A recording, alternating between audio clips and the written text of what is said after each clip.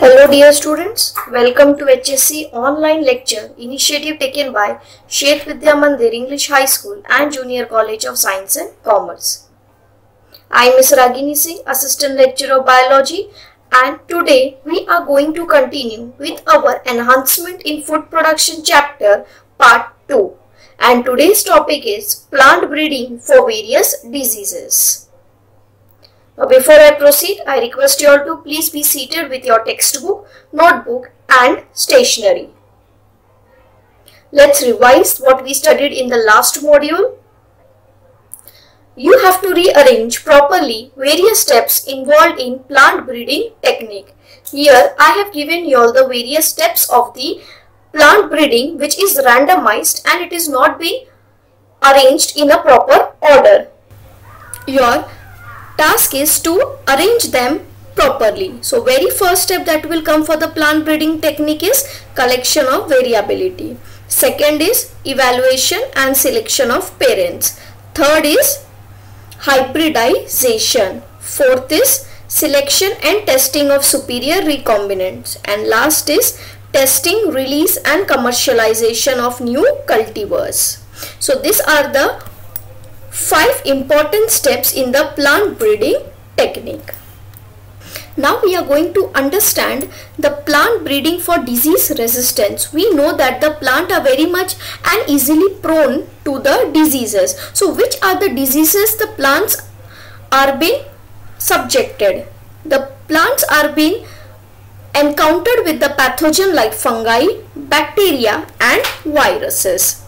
These are the bacteria which is seen under the microscopes. Now with respect to fungi, which are the diseases that plants is been suffering? The very first disease is brown rust of wheat. Look over here, you can see the brown color spotted structure on the leaf of the wheat plant. Second is red rot of sugarcane. This can be easily seen even in the sugarcane who is selling, especially the sugarcane juice. If you observe, the few of the sugarcane are basically red rotting sort of structure it is showing. The third one is late blight of potato. Look over here, the leaves of the potato has turned to be black color, so it represents late blight of potato. Now what are the diseases caused by the bacteria? The bacteria causes black rot of Rucifer. See here, entire cabbage structure is basically converting into the black sort of structure, and that's why the name is black rot of Crucifer. And Crucifer family consists of cabbage, cauliflower. Whereas when you talk about the viruses, this consists of a tobacco mosaic virus. Now mosaic is basically given due to the arrangement seen on the leaf. Now what is mosaic? Mosaic is a blur arrangement. It's like if you take a lot of bits of paper, suppose you are taking a newspaper and you are tearing it into the pieces and then you again try to join that bits of paper, it is not going to give you a very clear image. What will be the image? Image will be like a mosaic, that is the blur image, and that's the reason it has been given the name as mosaic.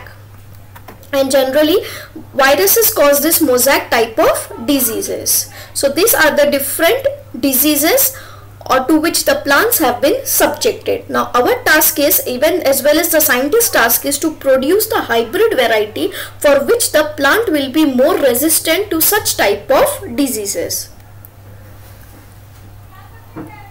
Look here, now some diseases resistance plants developed. Now if you look over here, the wheat, brassica, cauliflower, chili, they are the crop which is actually very much prone to the diseases such as leaf and stripe rust, white rust, black rot and mosaic viruses.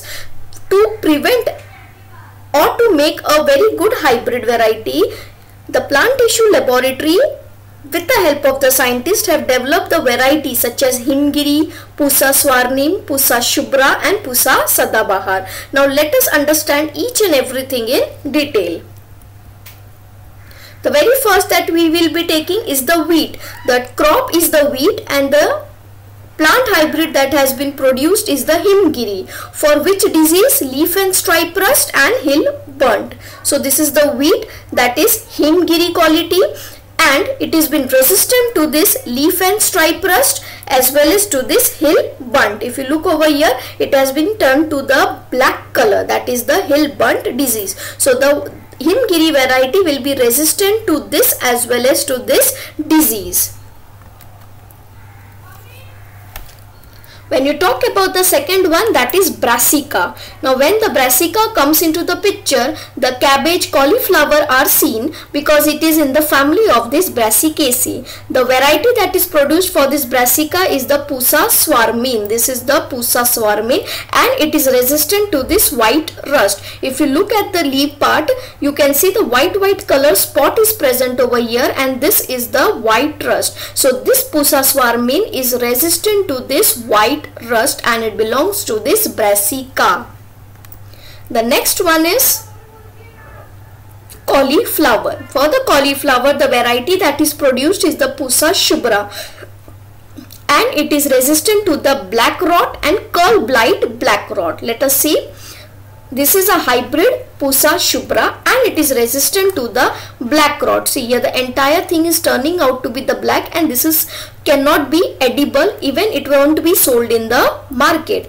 And curl blight black rot, if you look at the leaves over here, you can easily see that they are being curled. They are actually curled inside and that's why the name has been given curl blight black rot. So cauliflower, the variety is Pusa shubra and they are resistant to the disease such as black rot and curl blight black rot. Clear? Now move to the next one.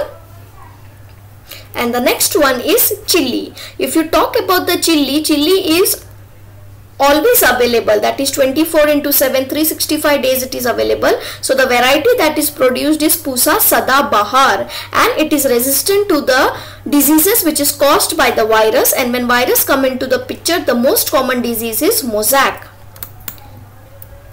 So this is chili, that is the Pusa Sadabahar, and the disease it is resistant is basically related to this chili mosaic virus, tobacco mosaic virus and leaf curl. Here if you see, the leaf has been curled inside, whereas in this two diagram if you see, there is a mosaic arrangement.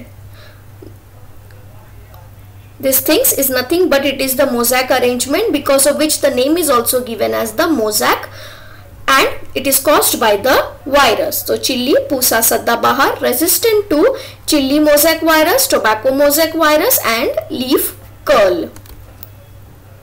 See, I know remembering all this name is very difficult. What you are supposed to do, you are supposed to remember this name via revising or repeating it every time. Or the other thing what you can do, you can just listen to this video again and again so that automatically the name in your mind is been set. Next is plant breeding for developing a resistant to insect pest.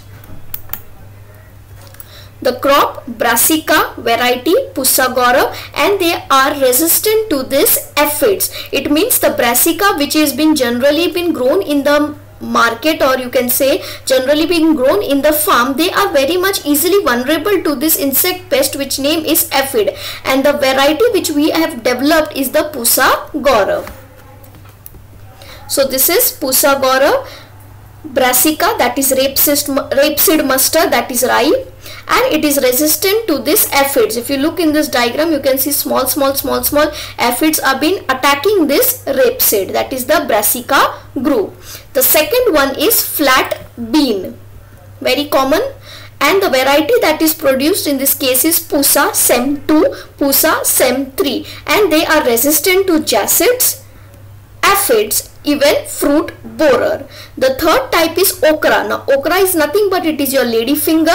So this is your okra. The variety that is produced is Pusa sauni and Pusa A4, and it is resistant to the shoot and fruit borer. Look over here. If you see, this is small pest, insect pest is been drilling inside the shoot as well as it can drill even inside the fruit, and that's why it is resistant to the shoot and fruit borer. So these are the different varieties produced and they are resistant to the insect pest. In your exams, that is in the board exam, they ask you one MCQs from this name. The names are very, very important. They can ask you which is the variety of the brassica that are resistant to the aphids. The answer is Pusa gora. Mostly the chances of these questions are in the MCQs. So you should be well versed with these names. Let's move ahead.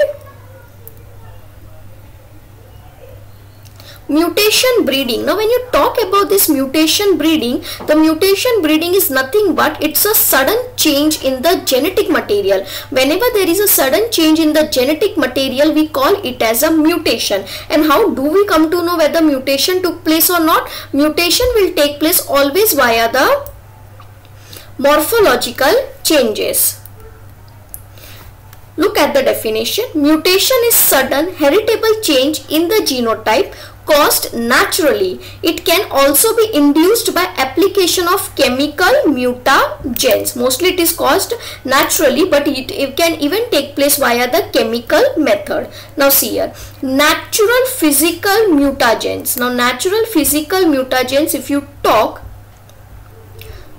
it consists of high temperature. Remember, natural physical mutagens are nothing but they are high temperature, high concentration of carbon dioxide, X-rays and UV rays. Clear? Whereas when you talk about the chemical mutagens, the chemical mutagen consists of the nitrous acid, EMS, that is your ethyl methyl sulfonate. Remember the full form also. Generally students have tendency of not remembering what is written in the bracket, but you are supposed to remember what is written in the bracket. EMS, that is ethyl methyl sulfonate, mustard gas and colchicine. Now colchicine is nothing but it is a sort of chemical. So all these things are the chemical mutagens. Clear? So natural physical mutagen consists of high temperature, high concentration of CO2, X-rays and UV rays. Whereas chemical mutagens consist of nitrous acid, ethyl methyl sulfonate, mustard gas and colchicine. Remember both the full form as well as the abbreviation. Now there are few varieties of the crop which is developed due to this mutation breeding, and once it is developed due to mutation breeding, we need to test it whether they have developed that quality or not. So examples such as Jagannath variety of rice. Now when you talk about this Jagannath variety of rice, it is produced by the mutation breeding, this variety.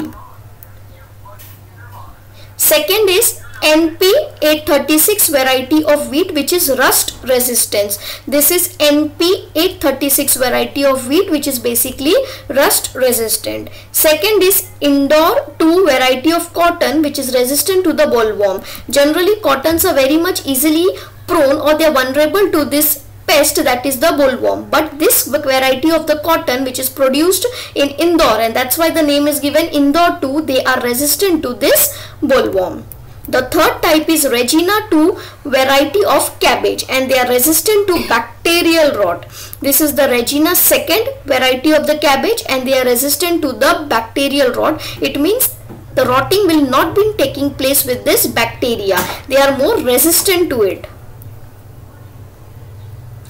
Now what is tissue culture? We have already studied about this tissue culture. Tissue culture with respect to the plants. Now what is this tissue culture? Consider this is a mature carrot plant. Now out of this entire carrot plant, I am only taking the root. The carrot that we are eating is nothing but it is a root. Out of this root, I am only taking a small part of this. And once I am taking the small part of it, I am placing it in the petri dish containing the agar. This part, look over here, was the part of this plant, and that's why it is called as the ex-plant. And once it is placed in the nutrient medium, or you place it in the test tube containing the same agar as a nutrient medium, in this nutrient medium you even add auxins and cytokinins. Auxins will promote root formation and cytokinin will promote shoot formation. And once this has been ready, after 21 days you will be able to see an undivided mass of cell. Can you see over here? This is the undivided mass of the cell, or you can say unorganized mass of cell, and this is always obtained after 21 days. This callus is obtained after how many days? They are obtained after 21 days. Clear?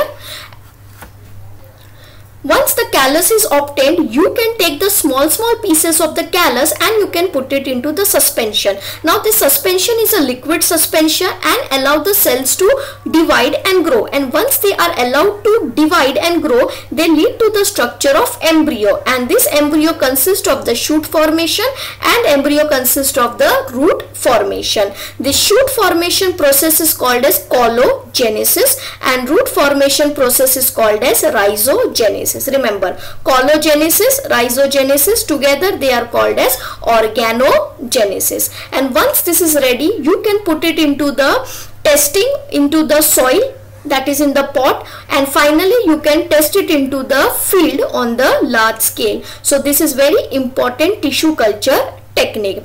Now there are various advantages of this tissue culture technique. Let us see. Now when you talk about the advantages of this tissue culture, also called as micropropagation. Now why the name has been given as micropropagation? Reason is that micro means small, and from the small thing you are propagating an entire plant. So what is the first advantages? Rapid multiplication of the plants. Second advantage is large number of plantlets can be produced. Otherwise what is the scene? You sow one seed, from that one seed you will be getting only one plant. Here from just a small piece of the X plant you get so many number of the plantlets. Third is the plants are obtained throughout the year under controlled condition, and that too independent of the season. Fourth is, since they are genetically similar plants, they are also called as the clones. It means they would be showing the same property, genetic property what their parents' plant are being showing. The next is the rare and the endangered plants can be multiplied by this method. This is very important point. Suppose there is a plant which is going to be extinct. I can save them. I can preserve its genetic material via this plant tissue culture technique. And last is they are resistant to the disease because they are genetically similar to their parents, so they are showing resistant to the disease. So these are the advantages of the micropropagation. Now what is single cell protein? It is something very new concept, yet it is very interesting concept. Now this single cell protein is nothing but they are the dried cells of protein rich microorganisms which are used as protein supplement in human foods or animal feeds. It has been stated the amount of protein that this mushroom contain is more than the non-veg food it contains or the dal or the proteins that in the vegetarian diet is present, and that's the reason the demand of this mushroom in today's time has increased a lot. Now which are the microorganisms are used for the production of the single cell protein? The very first fungus is Aspergillus niger. This is the Aspergillus niger. This we have studied in the 11th standard. In the first chapter, that is diversity. Here you can see the lot of small spores are present, which at the maturity basically they are released. The second one is Trichoderma viride. If you talk about the word tricho means hair. So the structure is somewhat looking like the hair, that is Trichoderma viride. Clear? So this is the fungus Aspergillus niger and Trichoderma viride.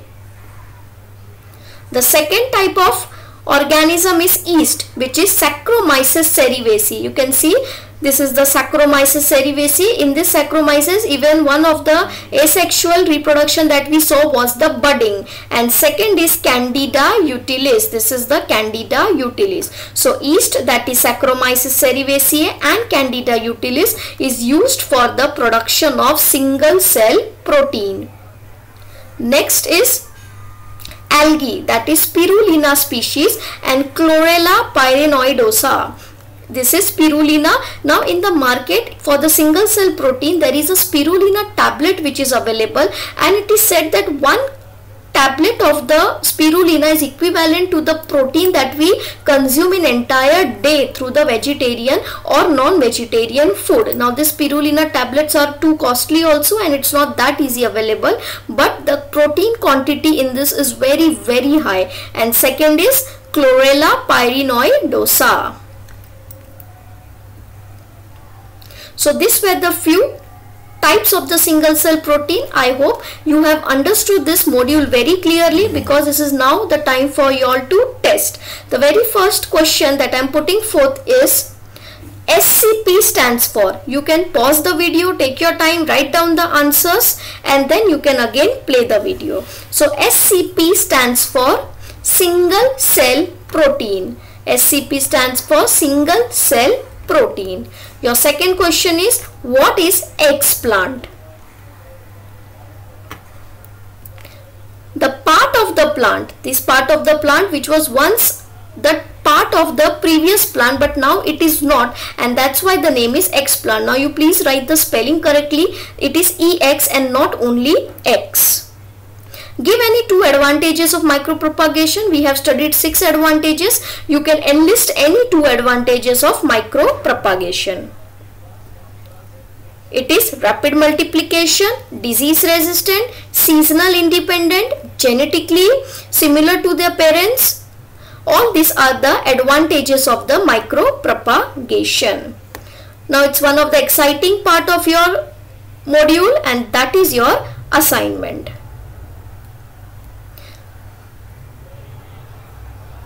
Your first assignment question is, you need to describe briefly various steps of the plant tissue culture, and you will enlist the name of the plant disease resistant variety that we have studied.